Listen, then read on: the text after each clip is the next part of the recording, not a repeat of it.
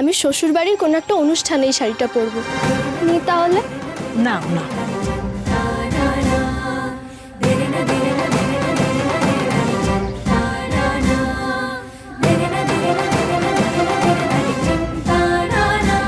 শোনো বাচ্চা, তোমাকে আমার খুব ভালো লেগেছে। ভারী মিষ্টি স্বভাব তোমার। শোনো, তোমাকে আমি শাড়ির দাম ছাড়াও আরো দুমুঠো চাল আর কিছু আনাজপাতি দিচ্ছি। শোনো, তুমি বিয়ের দিন এসো, সকালবেলা হাতে হাতে কাজ করো, তার জন্য তোমার আর তোমার মায়ের খাবার পাবে। বেশ, আসবো।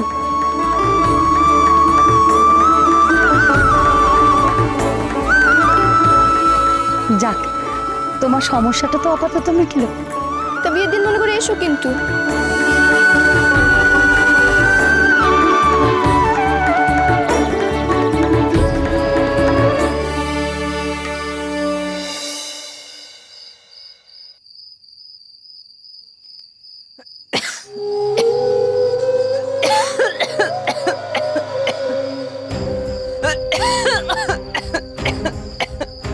আস্তে।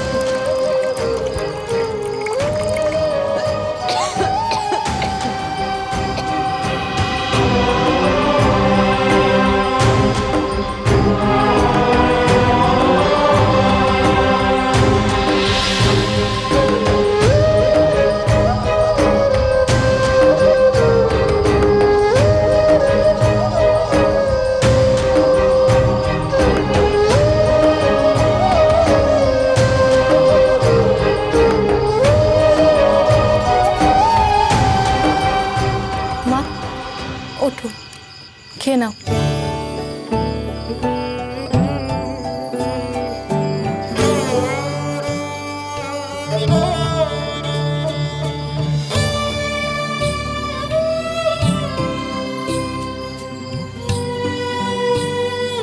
তুই খাবি না?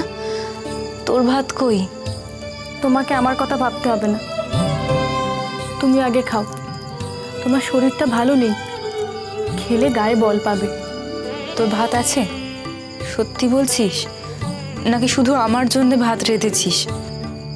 না মা, আজ আমারও ভাত আছে হাঁড়িতে, আমিও ভাত খাবো।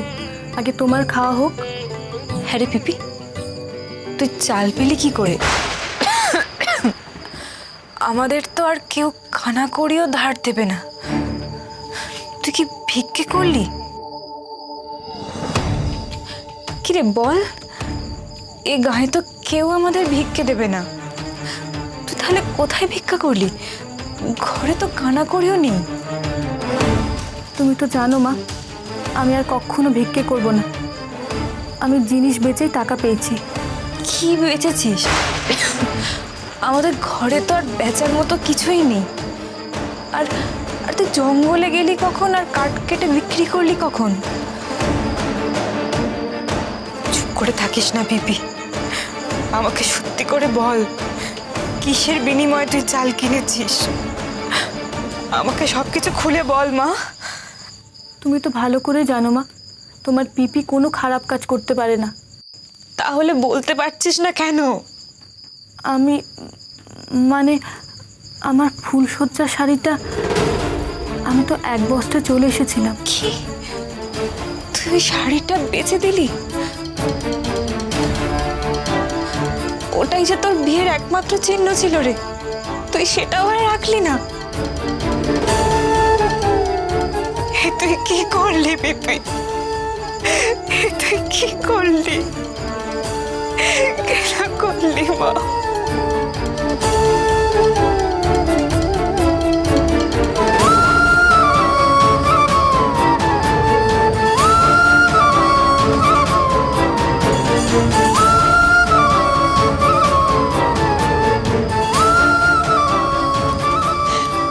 ওটা যে তোর ফুলসজ্জা শাড়ি রে পিপি।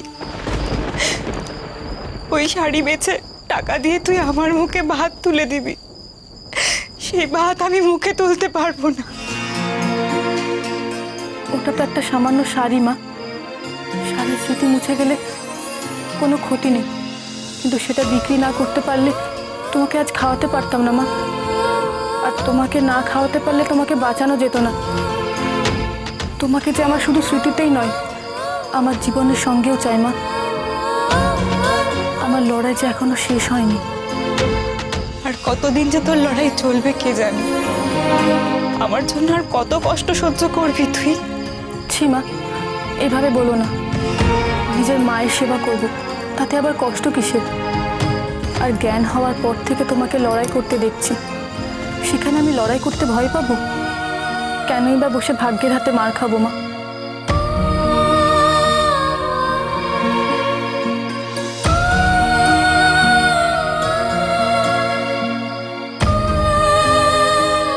তুমি ওই শাড়িটার জন্য চিন্তা করছো? তুমি তো জানো মা, কোনো মেয়েই তার বিয়ের কোনো স্মৃতি ভুলতে পারে না।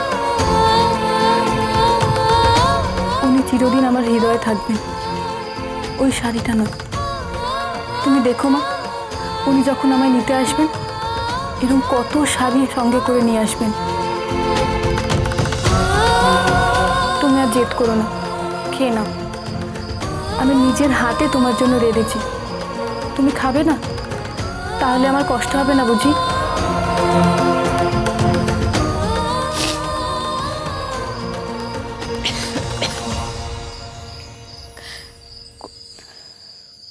কোথায় মেয়ের বিয়ে দিলাম, শ্বশুর বাড়ি পাঠালাম সংসার করবে বলে, তা নয় জঙ্গলে এসে মায়ের সংসার ঠেলছে। তাতে কি হয়েছে মা? আমি তোমার কাছে আছি, তোমার ভালো লাগছে না? এখন ছাড়ো ওসব কথা। জানো মা, যে বাড়িতে আমি শাড়িটা বেচলাম, সে বাড়ির মেয়ের বিয়ে। ও বলেছে ও শ্বশুর বাড়ির কোনো অনুষ্ঠানে সেই শাড়িটা পরবে। আমাদের যেতেও পর্যন্ত বলেছে, বিয়ে সমস্ত কাজ করতেও বলেছে। সেখানে হয়তো কদিন ভালো মন্দ খাওয়া পাওয়া যাবে, হয়তো দুটো পয়সাও পাওয়া যাবে। মা বিশালাক্ষীর কাছে প্রার্থনা করি, তার যেন কপাল তোর মতো না হয়, তার যেন কপালে স্বামী সুখ থাকে। সবার কপালে কি সুখ সয় মা? ভগবান হয়তো কিছু বিশেষ কারণেই তোমার কাছে আমাকে পাঠিয়েছিল, না হলে তোমার এই অসুখের সময় তো কেউ ছিল না মুখে জলটুকু দেওয়ার জন্য। আমি তো জানতেও পারতাম না আমার মায়ের এত অসুখ।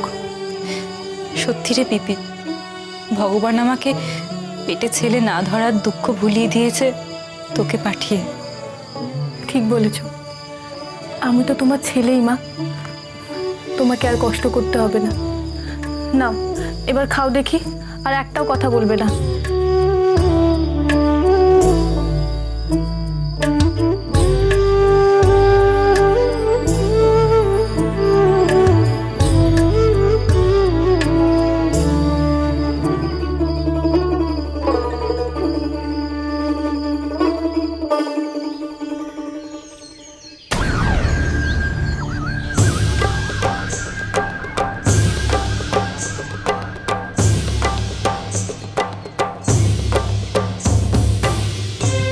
তোরা সব ভালো করে সাজা।